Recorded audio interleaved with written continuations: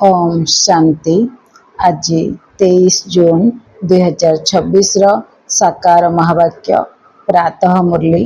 बाबा कहते मिठे बच्चे तुम्हें माने महान सौभाग्यशाली अट कहीं तुमको भगवान से ही पाठ पढ़ाउछन्ति जहाको एपर्यंत कौनसी ऋषिमुनि मध्य पढ़ी नाहंते। प्रश्न ड्रामार केउ निर्धार्य को केवल तुम्हें पिला माने जानिछ, दुनियार मनुष्य माने जानी नाहंते। उत्तर तुम्हें माने जानिछ जे एही रुद्र ज्ञान यज्ञ ही विनाशर ज्वाला प्रज्वलित होइछि। एबे सारा पुराना दुनिया ही एथिरे स्वाहा हेबाकू जाउछि। ड्रामार एही पूर्व निर्धारित भविष्यत को केही एड़ेई दे पारिबे नाही। एहा एभली अश्वमेध अविनाशी रुद्र गीता ज्ञान यज्ञ जेउथिरे दुनियार समस्त सामग्री स्वाहा हेब एवं आमे एही पतित दुनिया को आउ आसीबा नाही। एहाकू ईश्वरकृत कुहाजिब नाही, ड्रामार निर्धार्य बोली कुहाजिब। बाबा किछि करुनाहांती, ईश्वर को करुनाहांती, एटा ड्रामा रे अछि, स्क्रिप्ट रे अछि। गीत बजाए बाबा ने मुखड़ा देख ले प्राणी जरा दर्पण में, कितना पाप कितना पुण्य तुम्हारे जीवन में। ओम शांति। तुम्हें पिला माने मध्य मनुष्य अट, एहा मनुष्य मानकर सृष्टि अटे। वर्तमान तुम्हें ब्राह्मण धर्मर मनुष्य होइछ। बाबा आत्मा मानंकु शिक्षा देउछन्ति। आत्मा को वर्तमान निजर स्वधर्मर ज्ञान मिलिछि जे मो आत्मा एही शरीरर चालक, आत्मार एहा रथ अटे। मो आत्मार एहा ए शरीर आत्मार रथ अटे। जेपरी बाबा एही रथरे विराजमान करिछन्ति, तुमर आत्मा मध्य एही रथ उपरे विराजमान करिछि। शिव बाबा ब्रह्मांक शरीर रथर साहाय्य नौछन्ति, सेपरि मो आत्मा मोर एही शरीर रथर साहाय्य नौछि। मोर एटा निजर पर्सनाल रथ, शिव बाबांकर किछि पर्सनाल रथ नाही। से पांच तत्वर शरीर धारण करंतिनि, से परकाय प्रवेश करंति, से ब्रह्मांक शरीर रथर साहाय्य नियंती। केवल आत्मा एही ज्ञान को भूली जाइछि जे मो आत्मा शांत स्वरूप, मोर रहिबार स्थान मध्य मूलवतन एही शरीर आमको एठारे मिलिथाए। तो बाबा कहउछन्ति मो आत्मा परमधाम निवासी अटे। उपरे परमधाम रे आत्मा मानक दुनिया रे मो आत्मार रहिबार घर। परमात्मांक सहित आमे आत्मा माने सेठारे थाउ। धीरे धीरे आमे तळकु आसु माने स्थूलवतन रे आसु। स्थूलवतन रे स्थूल शरीर, ओजनिया शरीर, मोटा शरीर। एठी सब जिंस ओजनिया, अग्नि जल वायु माटी आकाश सब ओजनिया जिंस। तो ये पांच तत्वर आमर शरीर निर्माण हुए एवं आमे एठारे तापरे कर्म क्षेत्र रे कर्म करू। शरीर धारण करी आत्मा कर्म करे। एही भली निज सहित कथावार्ता करबाकू हेबो। बाबा कहउछन्ति तुम्हें आत्मा शांत स्वरूप। जदि तुम्हें शांति रे बसिबाकू चाहुछ, तेबे निजको शांतिधाम निवासी आत्मा मने कर। अल्प समय शांति रे बसी परिबो। मनुष्य शांति ही मागुछन्ति, मन को शांति दरकार। एही कथा आत्मा कहिला, किंतु मनुष्य एही कथा जानी नाहंती जे मो आत्मा। एही कथा भूली जाइछन्ति। गोटे कहानी मध्य अछि ना, राणीक गଳାରେ हार थिला, किंतु से बाहरे खोजुथिले। हजि जाइछि भाबिकी बाहरे चारिएडे सैन्य सामंत लगेकी खोजिले, किंतु मिलिला कोठी? तांकर गଳାରେ। अर्थात आर कहानीर अर्थ हैला कि आम मन भितरे ही शांति अछि। आमे बाहरे खोजुचे, भाबुचे कोठी हॉलिडे रे गले शांति मिलिबो, को सिनेमा देखि गले शांति मिलिबो, कुआडे बुलिबा को जंगल रे गाँ गंडा रे बुलिबा को गले शांति मिलिबो, किंतु नुहे। आत्मा आम मन भितर शांति आम मन भितर अछि। जेतेबेले बाबा एने बतेले जदि आमे अभ्यास करिबा मो शांत स्वरूप आत्मा, मुझे बाबा मो शांतिर सागरंकर संतान, शांतिर सागर शिव बाबांकर बिंदु रूप को देखिबा, ज्योति बाहरिबा देखिबा, सुंदर किरण बाहरिबा देखिबा, महाज्योति स्वरूप को देखिबा, शांति सागरंकर पाखरे बसिबा आ शांतिर किरण नबा, ताहले हमें कितने समय जाए शांत भी हो जिबा। सबुदिन अभ्यास कले एकदम शांति मूर्ति हो जिबा। तो बाबा कहउछंती शांति तो तुमर स्वधर्म अटे। पिला माने मध्य बुझिछंती जे आमे आत्मा माने शांत स्वरूप एठाको अभिनय करबाको आसीछे। जेतेबेले एही कर्मेंद्रिय ठारू अलगा हे जाए सेतेबेले आत्मा शांत हे जाए। कर्मेंद्रिय माने शरीर तो बाबा कहउछंती ताठू तले आत्मा अलगा हो जाए सेतेबेले शांत हो जाए। आत्मा निजर शांतिर स्वधर्म रे जेते समय चाहिबो बसी पारिबो। आमे जाग्रत अवस्था रे शांतिर स्वधर्म रे बाबांक याद रे बाबांक छत्र छाया तले बाबांकर शांतिर किरण तले आमे अधिकरू अधिक समय भी बसी पारिबा। शिव बाबांको देखिबा तांकर किरण पड़ुची, शांतिर किरण पड़ुची, चारियाडे पड़ुची, मो मुंड उपरे पड़ुची। तो मते बहुत शांतिर अनुभव होची, मते बहुत शांतिर अनुभव होची। ए भलिया संकल्प करी करी कि जदि आमे बसिबा किछि समय आधा घंटा बसिबा जेते समय भी बसिबा आमे बहुत शांतिर अनुभव करिबा। आ सबुदिनर अभ्यास रे आमे शांतिर मूर्ति बनि जिबा, शांतिर कुंड बनि जिबा, शांति देवा बनि जिबा। तो ये बाबा कहउछंती जदि चाहिब मु एही शरीर द्वारा काम करिबि नाही तेबे शांति रे बसी जाओ। एहा ही हेउछि प्रकृत शांति। एहाकू तुमे माने खोजु नाह। तुमर स्वधर्म हेउछि शांति। आमे बाहरे खोजुने। मो आत्मार स्वधर्म निजस्व धर्म हैला शांति। बाहरे खोजिବାକୁ पड़िबने। खाली रियलाइज करिवार अछि, महसूस करिवार अछि जे मो आत्मा आ मोर धर्म हैला स्वधर्म हैला शांति। आ मो शांतिर सागरंकर संतान, मो शांति देशर रहिबा वाला, मोर धर्म हैला शांति। आ मो शांति देबा, शांतिर दान करिबा मोर मध्य स्वधर्म। जदि एई 4-5टा सेंटेंस आमे रिपीट करिबा बाबा बुझौछंती ताहाले आमे केते समय शांति रे बसी परिबा। एबे तुमे एठारे अभिनय करूच। बाबांक द्वारा एबे जना पड़िला जे मु आत्मा 84 जन्मर अभिनय करि आसुछि।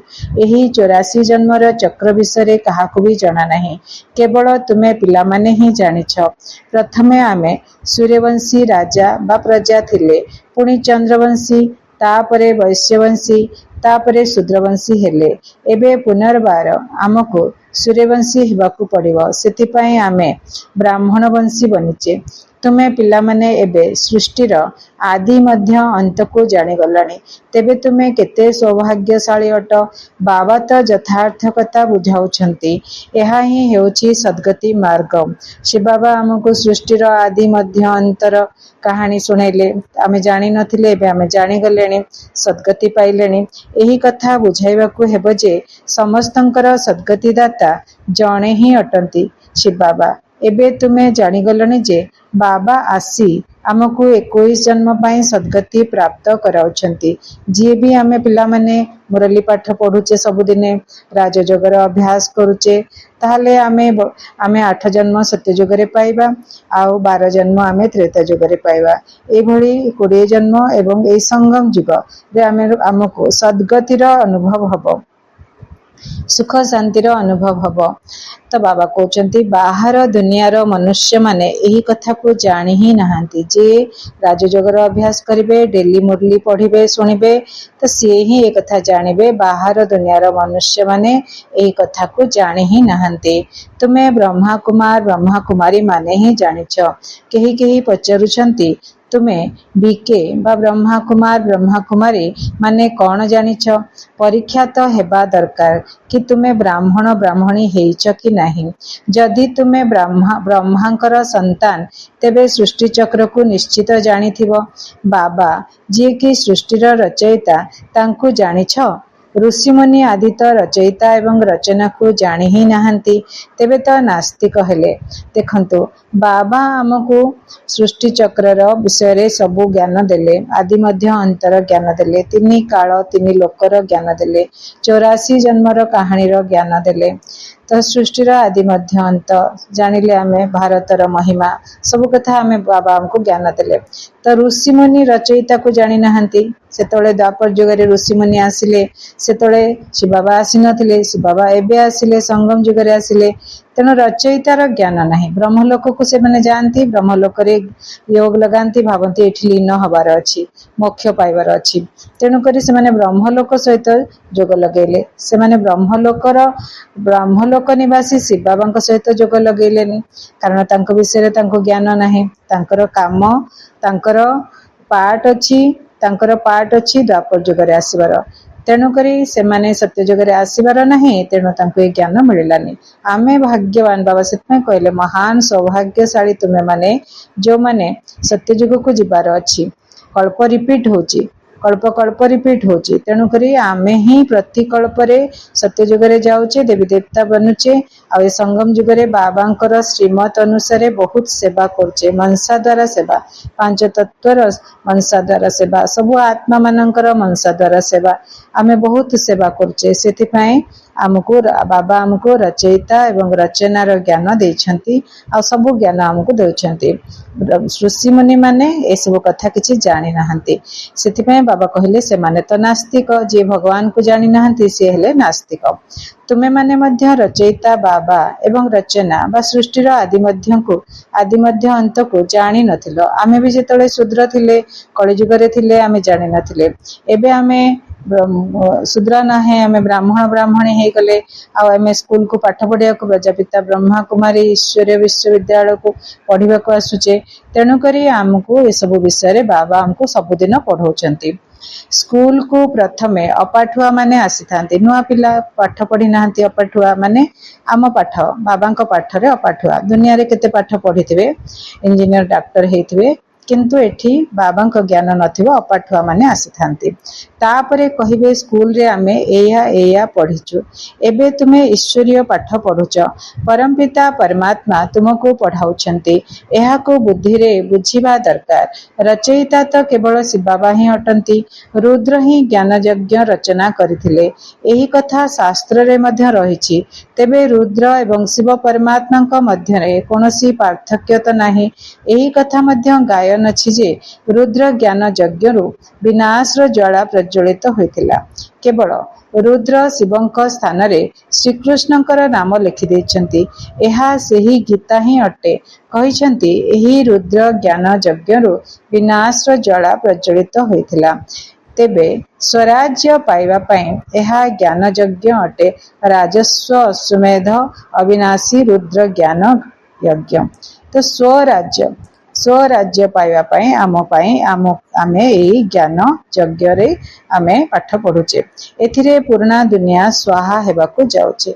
यज्ञर समस्त सामग्री को आहुति देई थांती, अर्थात सब किछि स्वाहा कर देई थांती। तेबे एही रुद्र ज्ञान यज्ञ रे सारा पूर्णा दुनिया स्वाहा हे जीवो। तुमे माने एबे राजयोग शिक्षा करुच, पुणी एही पतित दुनिया को आसीबो नाही। आमे जीवा नुआ दुनिया को, पावन दुनिया को। तापरे बाबा कहउछंती एही दुनिया एबे समाप्त हेबाकू जाउची। समय सरी गलाणी, खेल सरी गलाणी, तो समाप्त हेबाकू जाउची। तुमे माने जानिछ प्राकृतिक विपर्यय इत्यादि हेबो।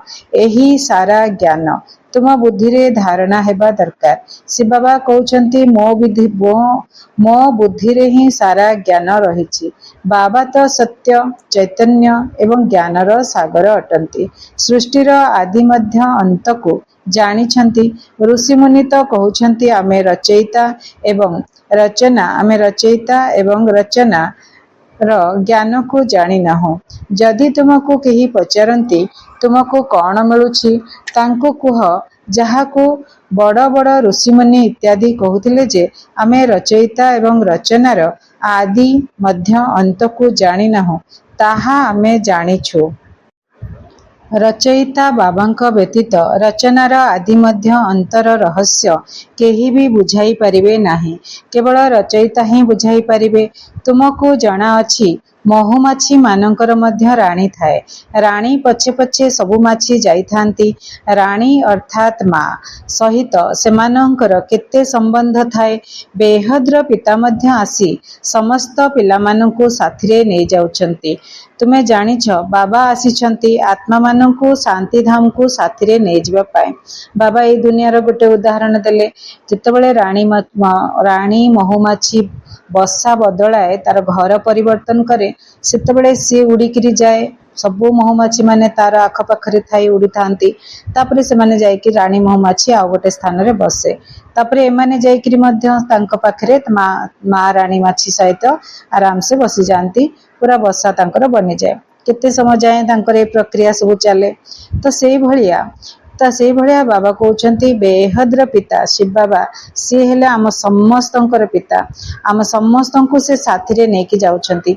से भलिया उड़ीबा आमे आत्मा माने ए शरीर को ए माटी रे पकई देकरी ए माटी ऊपर पकई देकरी आमे उड़ीबा शिव बाबा का सहित उड़ीबा। उड़ीकरी आकाश को जिबा। आकाश रो आवरी नील आकाश को पारी करिकरी चंद्र सूर्य तारागण को पारी करिकरी लाल लाल प्रकाश रो दुनिया रे ब्रह्म लोक रे शिव बाबा सहित तांको पछे पछे परम धाम को जिबा।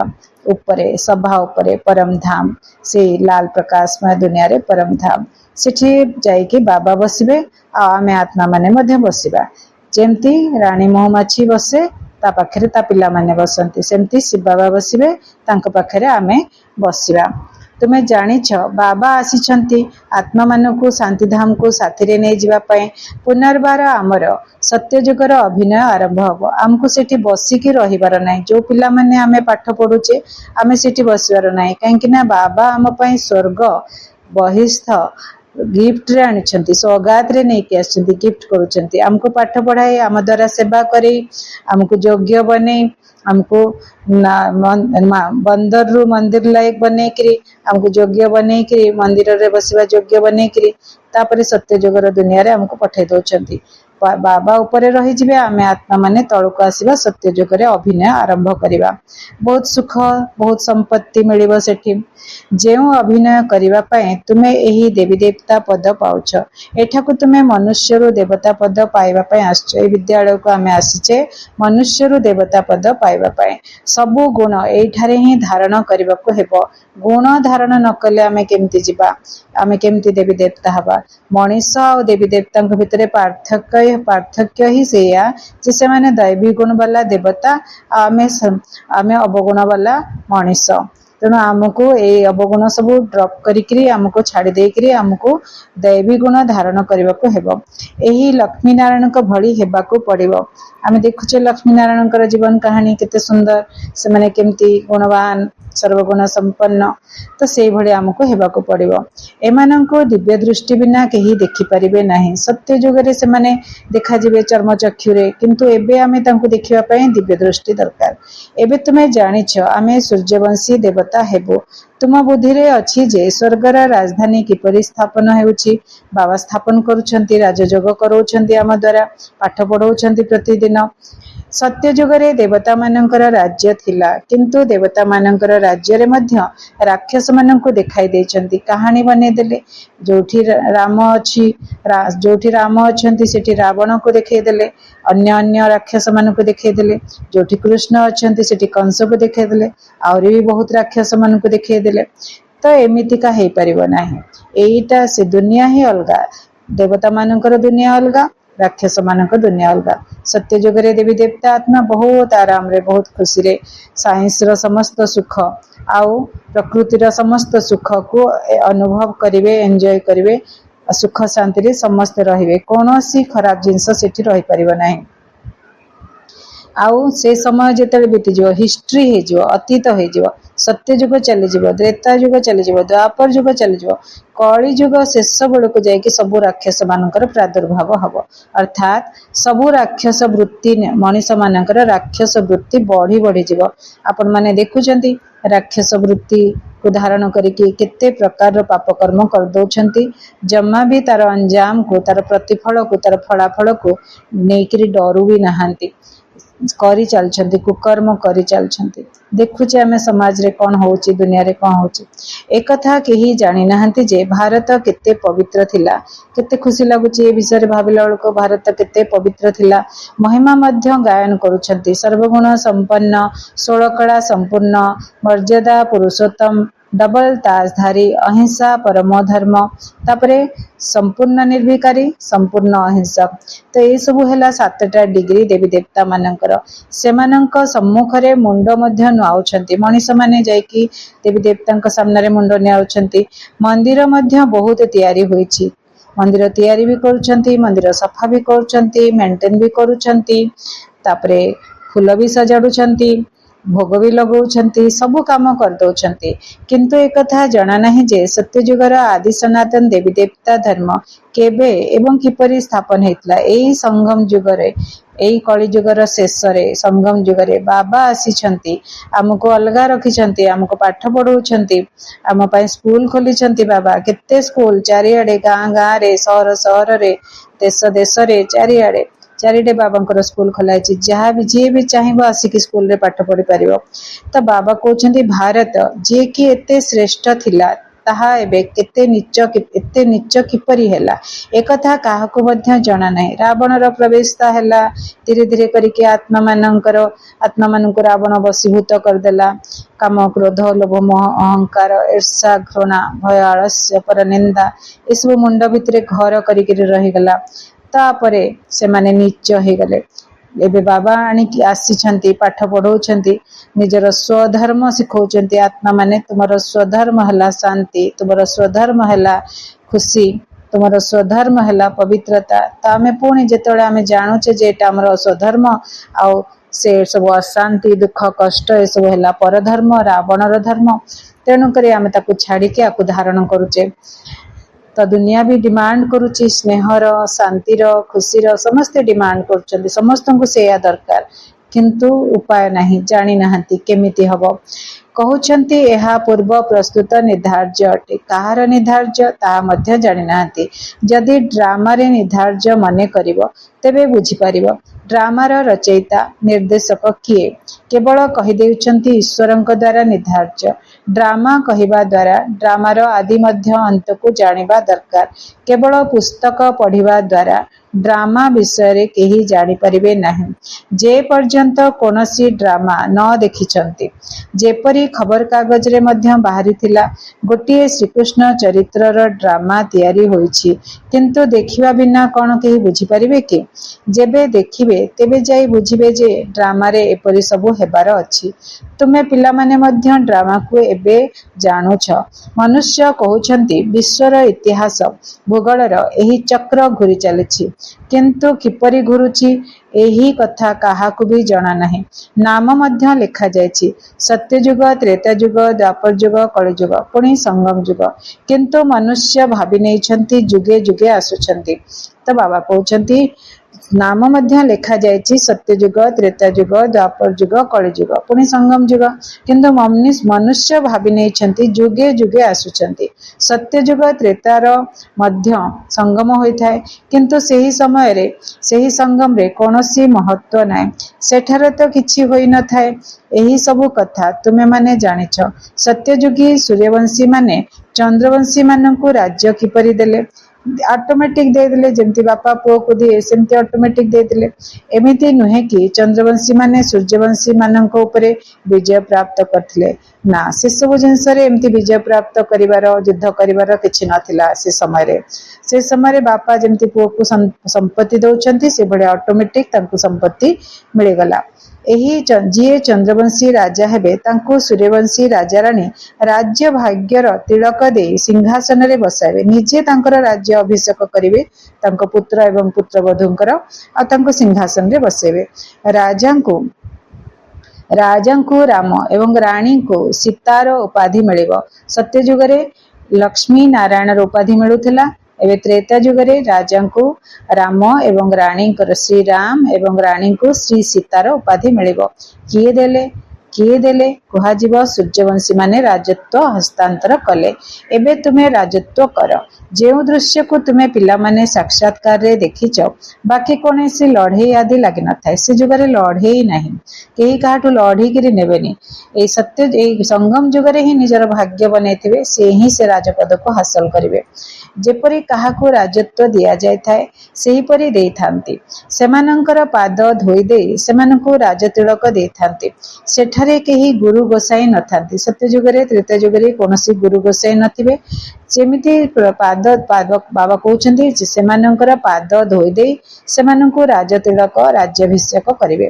ତ ସେଠାରେ କେହି ଗୁରୁ ଗୋସାଇ ନଥାନ୍ତି। ଏବେ ତୁମ ପିଲାମାନଙ୍କର ବୁଦ୍ଧିରେ ଅଛି ଆମେ ଦୈବୀ ସ୍ୱଭାବ ସମ୍ପନ୍ନ ହେଉଛୁ। ଆଗରୁ ଆମେ ଆସୁରୀ ସ୍ୱଭାବ ଥିଲା, ଏବେ ଆମେ ସେ ଆସୁରୀ ସ୍ୱଭାବ ଗୁଡାକ ଦମନ କରିକିରି ତାଙ୍କୁ ଆମେ ତାପରେ ପରିବର୍ତ୍ତନ କରିକିରି ଆମେ ତାକୁ ବଦଳେଇକିରି ଦୈବୀ ସ୍ୱଭାବରେ ସମ୍ପନ୍ନ ହେଉଛୁ।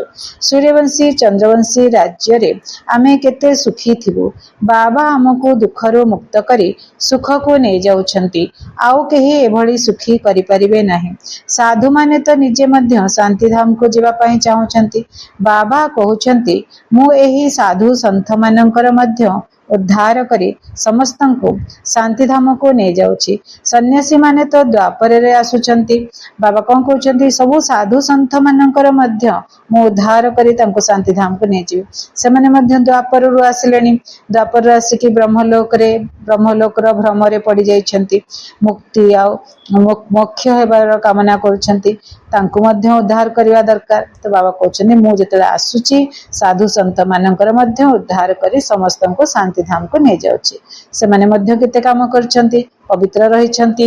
ପବିତ୍ରତା ଦ୍ୱାରା ଧରତୀକୁ ଥମେଇଛନ୍ତି, ଧରତୀକୁ ଟିକେ ଥମେଇଛନ୍ତି, ତାଙ୍କୁ ଟିକେ ସ୍ଥିର କରିଛନ୍ତି। ନହେଲେ ତ ଅପବିତ୍ରତା କେତେ ଆଗରୁ ମାଡି ଯାଇଥାନ୍ତା। ତେଣୁ ବାବା ତାଙ୍କୁ ମଧ୍ୟ ଉଦ୍ଧାର କରିକି ଶାନ୍ତିଧାମକୁ ନେଇଯିବେ। ମୁକ୍ତିରେ ବସିବେ। ଯେତେବେଳେ ଦ୍ୱାପର ଯୁଗ ହବ ସେତେବେଳେ ପୁଣି ତଳକୁ ଓହ୍ଲେଇବେ। ସନ୍ନ୍ୟାସୀ ମାନେ ତ ଦ୍ୱାପରରେ ଆସୁଛନ୍ତି। ସ୍ୱର୍ଗରେ ଆମେ ଦେବତା ମାନେ ହିଁ ରହୁଛୁ। ତ ଆମେ ଆସିବା ପ୍ରଥମେ ସତ୍ୟ ଯୁଗରେ ସ୍ୱର୍ଗରେ, ଆଉ ତାପରେ ତ୍ରେତା ଯୁଗରେ ସତ୍ୟ ତ୍ରେତା ଯୁଗରେ ସବୁ ଦେବୀ ଦେବତା ଆତ୍ମା ମାନେ ଆସିବେ। ଦ୍ୱାପରରେ ଆସିବେ ସନ୍ନ୍ୟାସୀ ମାନେ। ଶାନ୍ତିଧାମରେ ମଧ୍ୟ ଅଲଗା ଅଲଗା ବିଭାଗ ରହିବ। ସୂର୍ଯ୍ୟବଂଶୀଙ୍କର ଅଲଗା, ଚନ୍ଦ୍ରବଂଶୀଙ୍କର ଅଲଗା, ତାପରେ ଇସଲାମୀ ମାନଙ୍କର ଗୋଟେ ସେକ୍ସନ ବନିବ, ବୌଦ୍ଧୀ ମାନଙ୍କର ସେକ୍ସନ ବନିବ, ସନ୍ନ୍ୟାସୀ ମାନଙ୍କର ସେକ୍ସନ ବନିବ, ଖ୍ରୀଷ୍ଟିଆନ ମାନଙ୍କର ସେକ୍ସନ ବନିବ। ସେଇ ଧର୍ମର ଆତ୍ମା ମାନେ ସେଇ ସେକ୍ସନ ରେ ବସିବେ। ତ ବାବା କହୁଛନ୍ତି ସନ୍ନ୍ୟାସୀ ଆଦି ଯିଏ ବି ଆସୁଛନ୍ତି ସମସ୍ତଙ୍କର ଅଲଗା ଅଲଗା ବିଭାଗ ମାନେ ସେକ୍ସନ ରହିବ। ତ ଯେତେବେଳେ ଆମେ ରାଜ୍ୟ କରୁଥିଲେ ସେତେବେଳେ ଅନ୍ୟ କେହି ନଥିଲେ। ଆମେ ଯେତେବେଳେ ତଳକୁ ଓହ୍ଲେଇଲେ ସ୍ୱର୍ଗରେ ରାଜ୍ୟ କରୁଥିଲେ ସେତେବେଳେ ଅନ୍ୟ କୌଣସି ଧର୍ମର ଆତ୍ମା ମାନେ ଆସିପାରିବେନି। ତ୍ରେତା ଯୁଗୀ ମଧ୍ୟ ଆସିପାରିବେନି। ତ୍ରେତା ଯୁଗ ହେଲେ ଆସିବେ, 1250 ବର୍ଷ ପରେ ଆସିବେ। ତା ପୂର୍ବରୁ ଆମେ ରାଜ୍ୟ କରୁଥିବା, ଆଉ ସେ ରାଜ୍ୟରେ କେହି ହେଲେ ଆସିପାରିବେ ନାହିଁ। ଅନ୍ୟ କୌଣସି ଧର୍ମ ଆସିପାରିବେନି, ତ୍ରେତା ଯୁଗୀ ମାନେ ମଧ୍ୟ ଆସିପାରିବେ ନାହିଁ। ଯେତେବେଳେ ଆମେ ରାଜ୍ୟ କରୁଥିଲେ ସେତେବେଳେ ଅନ୍ୟ କେହି ନଥିଲେ। ମୂଳବତନ ବା ଶାନ୍ତିଧାମରେ ମଧ୍ୟ ଏହିଭଳି କ୍ରମ ଅନୁସାରେ ମାଳା ତିଆରି ହୋଇଛି। ସେଭଳିଆ ମାଳା ତିଆରି ହୋଇଛି, ସେଭଳିଆ ସେମାନେ ବସିଛନ୍ତି ନିଜ ନିଜ ସ୍ଥାନରେ, ନିଜ ନିଜ ବିଭାଗରେ ମାନେ ସେକ୍ସନରେ ବସିଛନ୍ତି। ଆଉ ସେମାନେ ନିଜ ସମୟ ହେଲେ ଆସିବେ। ଆଦି ସନାତନ ଦେବୀ ଦେବତା ଧର୍ମାବଲମ୍ବୀଙ୍କର ହେଉଛି ପ୍ରଥମ ସମ୍ପ୍ରଦାୟ, ତାପରେ ଅନ୍ୟ ଅନ୍ୟ ସମ୍ପ୍ରଦାୟ। କାହିଁକି ନା ଆମେ ପାଠ ପଢୁଛେ ଭଗବାନଙ୍କଠୁ, ଆଦି ମଧ୍ୟ ଅନ୍ତର କାହାଣୀ ବୁଝୁଛେ, ନିଜକୁ ଦେବୀ ଦେବତା ବନିବାର ଯୋଗ୍ୟ ବନଉଛେ, ନିଜ ମନ୍ଦିରରେ ବସିବା ଯୋଗ୍ୟ ବନଉଛେ, ନିଜକୁ ସମ୍ପୂର୍ଣ୍ଣ ପବିତ୍ର ବନୁଛେ, ଲକ୍ଷ୍ମୀ ନାରାୟଣଙ୍କ ଭଳିଆ ବନୁଛେ। ତ ସେଇଭଳିଆ ସେ ମଧ୍ୟ ବ୍ରାହ୍ମଣୀ ଥିଲେ, ଲକ୍ଷ୍ମୀ ନାରାୟଣ ବ୍ରହ୍ମା ଏବଂ ସରସ୍ୱତୀ। ତେଣୁ ଆମେ ତାଙ୍କ ଭଳିଆ ବନୁଛେ। ତେଣୁକରି ଆମେ ଆସିବା ପ୍ରଥମେ। ତ ଆମେ ହେଲେ ପ୍ରଥମ ଦେବୀ ଦେବତା ଧର୍ମାବଲମ୍ବୀ ମାନେ ହେଲେ ପ୍ରଥମ ସମ୍ପ୍ରଦାୟ। ତାପରେ ଅନ୍ୟ ଅନ୍ୟ ସମ୍ପ୍ରଦାୟ ସବୁ ବାହାରିଥାନ୍ତି। ଏହି ଦେବତା ମାନଙ୍କର ସମ୍ପ୍ରଦାୟ ସବୁଠାରୁ ଶ୍ରେଷ୍ଠ ଅଟେ ଏବଂ ଅନ୍ୟ ଯେଉଁ ଧର୍ମସ୍ଥାପକ ଆସୁଛନ୍ତି ସମସ୍ତେ ତାଙ୍କଠାରୁ ବାହାରିଛନ୍ତି। ତୁମେ କହିବ ଇସଲାମୀ ମାନଙ୍କର ହେଉଛି ଦ୍ୱିତୀୟ ନମ୍ବରର ସମ୍ପ୍ରଦାୟ, ପୁଣି ବୌଦ୍ଧୀ ମାନଙ୍କର ତୃତୀୟ ନମ୍ବର, ଆମେ ହେଲେ ପ୍ରଥମ ନମ୍ବରର। ବାକି ସୀମିତ ସଂଖ୍ୟାରେ ଆହୁରି ଛୋଟ ଛୋଟ ତ ଲକ୍ଷ ଲକ୍ଷ ସଂଖ୍ୟାରେ ଥିବେ। ଏଠାରେ ତ ମୁଖ୍ୟ ହେଲେ 4ଟି ସମ୍ପ୍ରଦାୟ ବା ଧର୍ମବଂଶ। ପ୍ରଥମେ 4ଟି ସମ୍ପ୍ରଦାୟ ବା ଧର୍ମବଂଶ। ପ୍ରଥମେ ଆମେ ଆସିବା, ପୁଣି ଇସଲାମୀ ଆସିବେ, ବୌଦ୍ଧୀ ଆସିବେ, ଖ୍ରୀଷ୍ଟିଆନ ଆସିବେ। ତ ବାବା କହୁଛନ୍ତି ଏବେ ଆମେ ତଳକୁ ଖସି ଯାଉଛେ। खसी जाइछे माने आमे सत्य त्रेता द्वापर कली जुगरे तलक खसी जाइछे एबे पुणी बाबांकर पाठशाला को आसीछे बाबांक स्कूल को आसीछे बाबांक यूनिवर्सिटी को आसीछे तो एठी आमे पाठ पढ़ी कि पुणी निजको ऊपर को उठौछे आमको ही 84 जन्म ने अभिनय करने को पड़ुछि जेउ माने शेषरे अछंती सेहि माने पुणी प्रथम रे रहिबे देवी देवता माने एबे पतित होइथिबा कारणरो निजको देवी देवता कहि पारु नाहंती देवता मानंकु तो पूजा करूछंती एथिरो प्रमाणित हेउछि सेमाने सेही संप्रदायर अटंती सिख माने गुरु नानकंकु मानुछंती सेमाने तांकर वंशधर अटंती सत्य जुगरे आमर वंश प्रथम नंबर अटे एहाठारु उच्च वंश आउ केही नाहंती आमे ऊंचरु उच्च वंशर अटु आमे ऊंचते ऊंचा वंशर आमे अटु आमे सबुठारु अधिक सुख भोगुछु सत्य जुग भलिया सुख आ दुनिया रे नाही तबा कहउछंती तुमे सत्य जुगर सुख भोगुछ पुणी पुणी धीरे धीरे धीरे धीरे कांगाल मध्य होई जाउछ सबुठारु अधिक दुखी एही भारतवासी माने होइथांती बाबा कहउछंती जिते अधिक सुख देखिबो सेते अधिक दुख मध्य फील हबो तो ए भारतवासी माने अधिक दुख भोगिछंती करज मध्य ए माने करि चलछंती बहुत उधार कर देछंती जेमति कि विदेश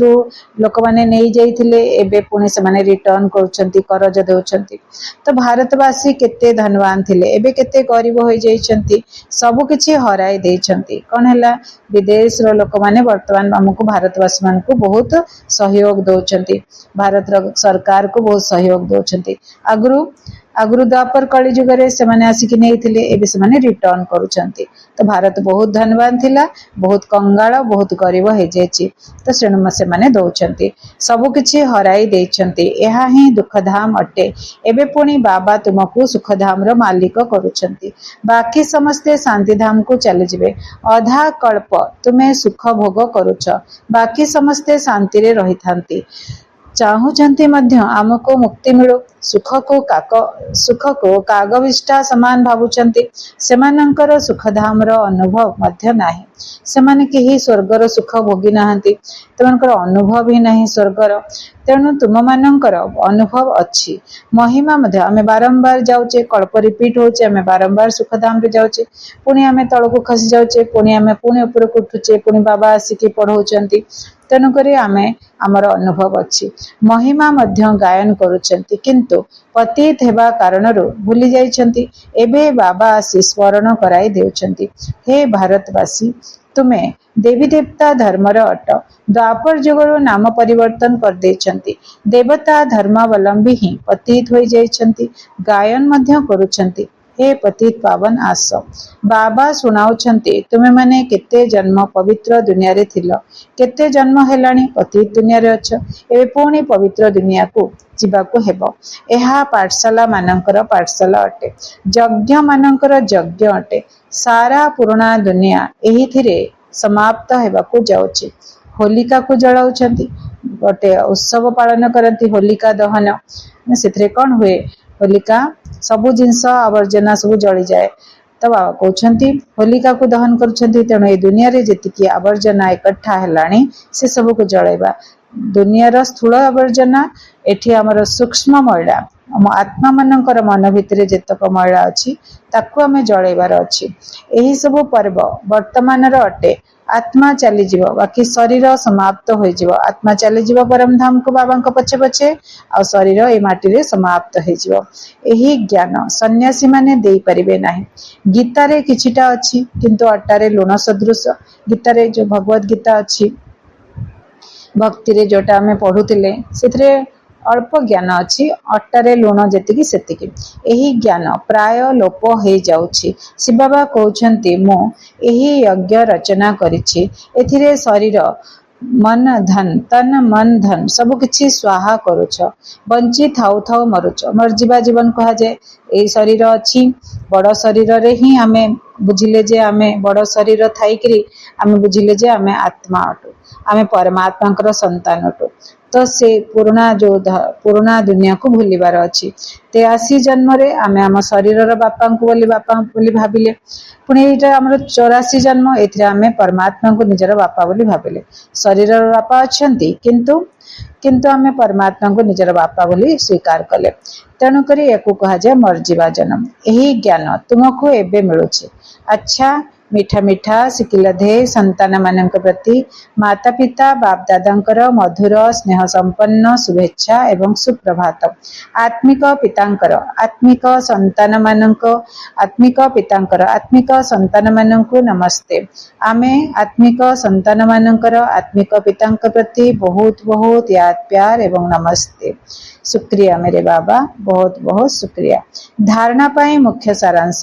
सुखधाम को जीवा पाई निजर दैवी स्वभाव निर्माण करबाकू हेबो। ड्रामार आदि मध्य अंतर रहस्य को बुद्धि रे रखी हर्षित होई रहिबाकू हेबो। समस्तंकु एही रहस्य बुझाइबाकू हेबो। 2 नंबर स्वराज्य प्राप्त करिबा पाई एही बेहद यज्ञ रे बंची थाउ थाउ निजर तन मन धन को स्वाहा करिबाकू हेबो।